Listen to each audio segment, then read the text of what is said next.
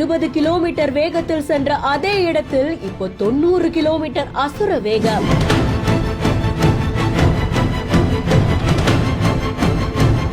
பாம்பன் பாலத்தில் சீறி வந்த ரயில்.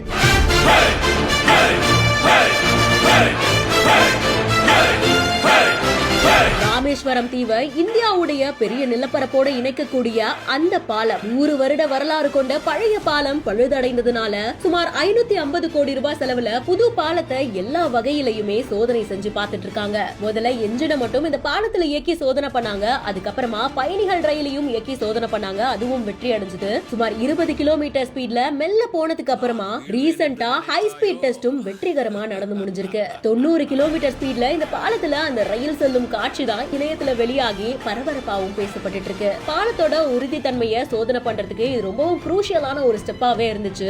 இது சக்சஸ்ஃபுல்லா நடந்து முடிஞ்சிருக்கு. இயற்கை எழிலோட இந்த பொறியியல் அதிசயத்தோட வியக்க வைக்கும் ட்ரோன் காட்சியும் வெளியாகி இருக்கு. இது உங்களை எந்த அளவுக்கு எக்ஸைட் ஆக்குச்சு அப்படின்றத கமெண்ட் செக்ஷன்ல சொல்லுங்க. மேலும் இன்ட்ரெஸ்டிங்கான பல செய்திகளுக்கு பிஹைண்ட் நோட்ஸை ஃபாலோ பண்ணிக்கோங்க.